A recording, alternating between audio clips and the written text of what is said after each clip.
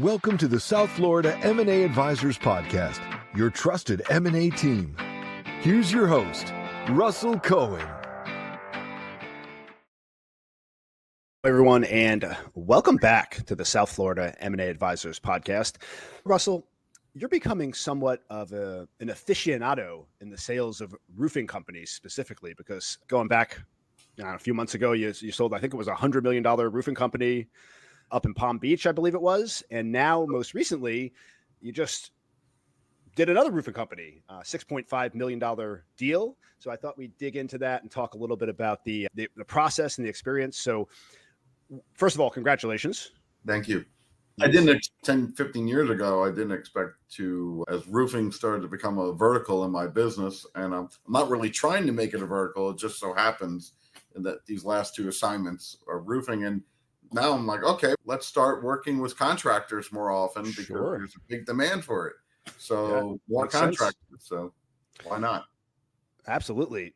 So what made this roofing company an attractive acquisition? Talk a little bit about the deal, and then we'll go from there. Sure. It wasn't as large as the first roofing company that we did in May. This is what is called a add-on acquisition. So the company that acquired Earl Johnston Roofing was Dunes Point Capital.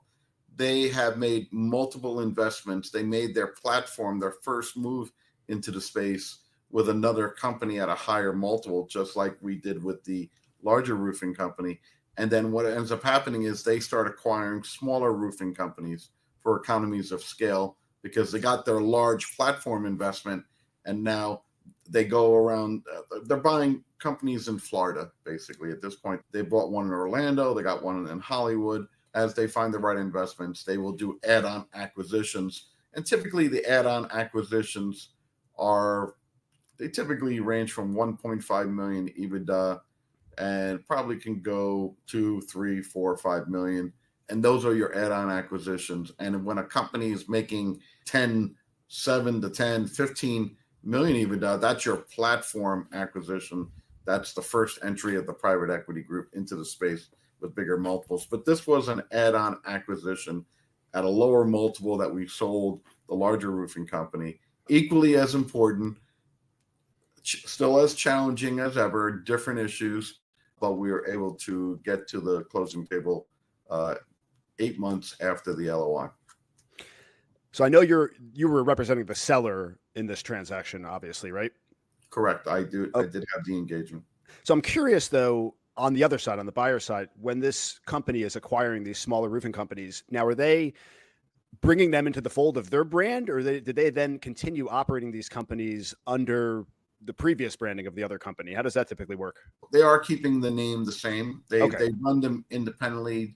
They're on their corporations, but they have a mother company, and they put the roofing company under it. Yeah, they're not rebranding because you just bought a company that's been in the industry for 40 years, has a recognition of the name, especially with this particular seller, very strong brand recognition in Broward County of high integrity, great performance and work, deliver old-time Florida business owner. So it would behoove the private equity group to start making major changes, especially to the name of the company. Yeah, it makes sense. I've heard of that company before, Earl Johnston. Is it Earl Johnston or Johnson? Earl Johnston Roofing. There's no E. Yeah, there's no E at the end. In this particular case, because I know you deal with a lot of businesses that build the business up and then they get into their close to retirement years and then they negotiate these types of deals. In this particular case, what was the deal with the seller? How did they decide it was the right time to sell for them? Talk a little bit about how they led up to this decision to ultimately sell the business. Seller was in his mid-60s. Yeah. And he started developing health issues, nothing life-threatening, but to the point where you don't want to be on the roof. Does go out on jobs and gets involved. He's not laying the shingles. He lets the subcontractors do that. But so there has to be an exit. And they say if you sell your business past 70, time is not that important to you. You are the business, and you become the legend in your own business. So the perfect right time in his mid-60s, because you got to transition 1 to 2 years. In his case, he agreed to stay on for 1 year, which is a very rare circumstance that private equity lets an owner get out within 1 year. Normally it's a 2-year contract. And if you're trying to buy time, your multiple will suffer because it gets risky when the owner leaves. So he did get a 1-year contract, and he will exit 1 year probably next November 1st. There's got to be a lot of intricate knowledge within the mind of an owner of a business for, I don't know how many years, probably decades. He owned the business and built the business. So yeah, there's a lot in there that the new ownership would need to access, you would think. Yeah, you got to find someone within the company has to step up, or they have to go outside and have someone fill the shoes of that owner who is the name on the company is the person. So yeah, very challenging. But in this scenario, companies are very thought after now because it's in a roll-up phase. So this private equity felt they paid a good price, but also they didn't want to lose the opportunity, no doubt.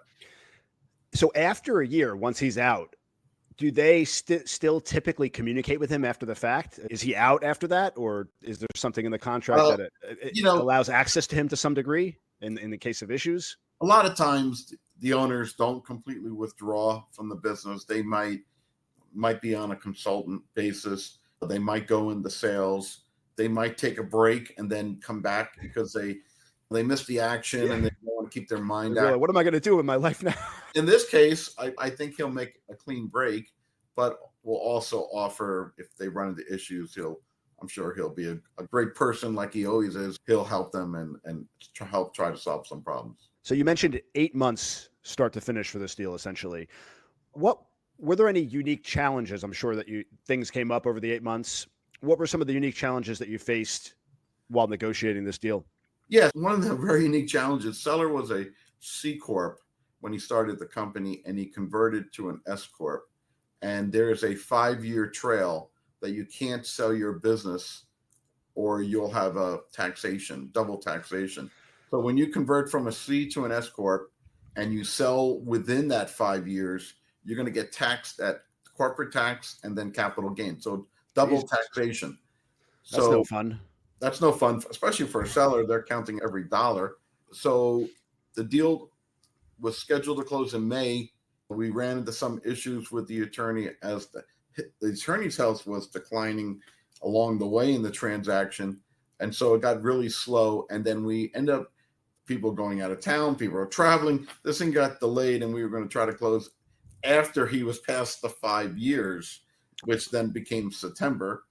And the deal got slowed down because they own the property. We had issues with the private equity group, give a security deposit or not. We ran into a lot of other issues, and the attorneys just weren't ready with the contract, negotiating the contract, the employment agreement. We negotiated an extremely favorable 1-year employment agreement that exceeded the deal that we sold in the year prior. So a company that was 10 times smaller got paid a higher salary than the CEO that sold a very large roofing company. It was incredible. It was that they wanted the business that badly, Yeah, sounds like it. What were some of the key factors that led to the success of this deal?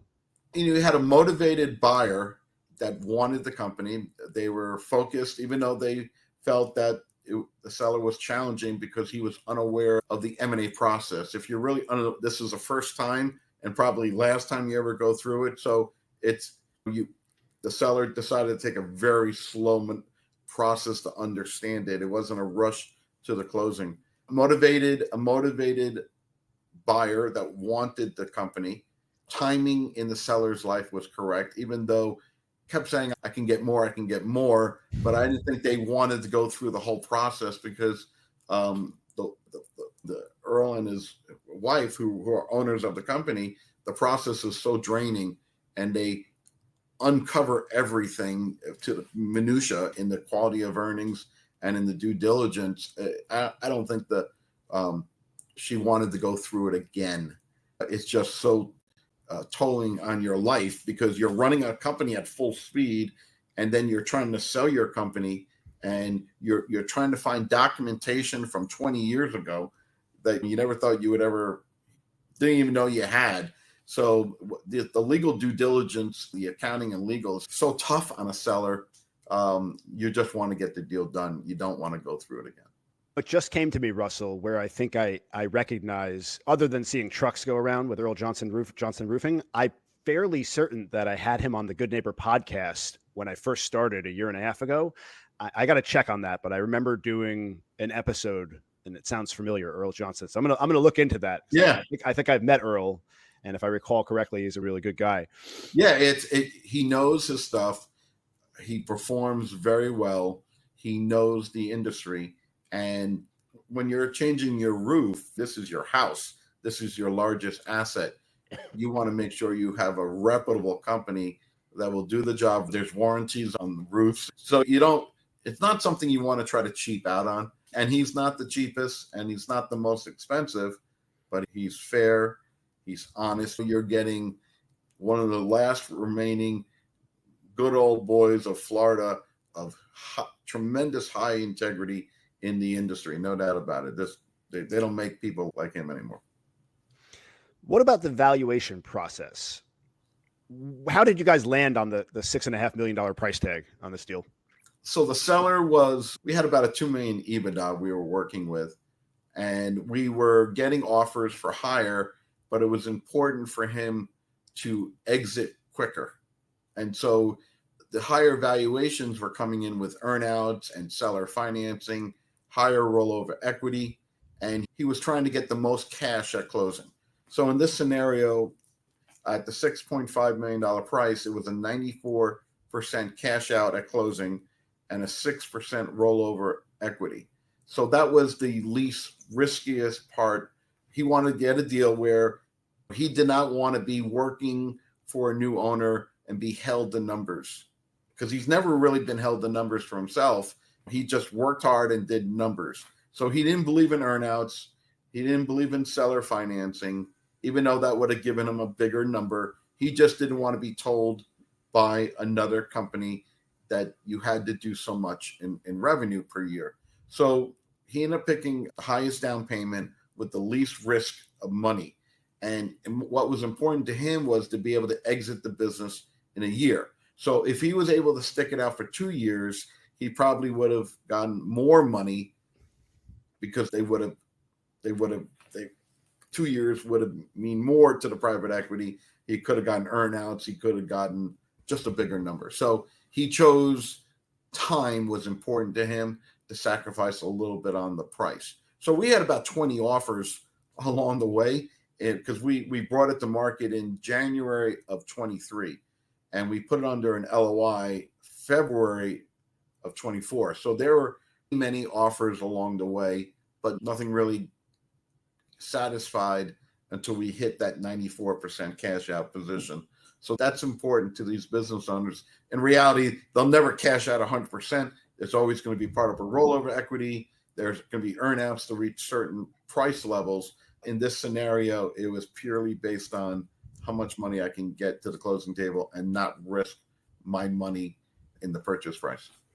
So important to have a professional such as yourself throughout this process. Obviously, this is a long, drawn-out process in most cases, and so much goes into it, and you bring so much knowledge to the forefront, and you really look out for the best interest of your clients and what their goals are. In this particular case, like you said, his goal was to cash heavy on the end of the sale and get out quicker, and you made that happen for him. You've done quite a few of these deals throughout your career. I'm sure that each deal teaches you unique lessons, things that you learn. What's one lesson that you drew from this deal that you can share that could help potential other business owners that they can keep in mind when they're considering selling their business? It took a lot of patience in this deal, because we had a lot of things that we did not expect. In this scenario, he did not hire a M&A attorney. The attorney got the deal done, okay, but it did take longer than we wanted to, because time is the evil of all deals. The attorney was a probate attorney, but also had his hands in acquisitions. So when you're dealing with a law firm on the other side that is a true M&A law firm, I felt the other law firm was a little more superior to his law firm, because he was more of a one-man company. Okay. So I think it's important that the seller realizes you go to a M&A law firm for representation, because the buyer is a professional buyer and they're getting very large law firms that know the M&A process. So that is so important, because we probably could have been finished a couple of months earlier. As I mentioned, the attorney did run into some health issues, and so that kind of slowed it down. He wasn't great with technology. He got the job done. I just had to remain calm and let it happen. There was one time that we thought that maybe the seller might switch, because the gentleman almost removed himself from the deal. So we got to that point, but he was able to stay in the deal and get it done. So yeah, the lesson to be learned is get a M&A law firm, because they're on the other side is even a bigger law firm on the buy side. Mm-hmm. And we worked really well with them. They did a great job. They wanted to get the deal done. They were not impeding the deal. It just took more time, basically. Good stuff, Russell. Again, congrats on the new deal. I'm waiting for the third roofing company. The trifecta is coming down the pike. I know it's in the works.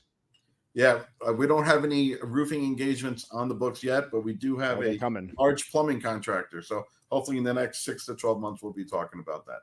Perfect. Sounds good. Brother, always a pleasure. And thanks everyone for tuning in, and we will catch you all next time on the next episode of the South Florida M&A Advisors Podcast. Everyone take care. Have a great day. Thanks for listening to the South Florida M&A Advisors Podcast. For more information, visit southfloridama.com or contact 954-646-7651.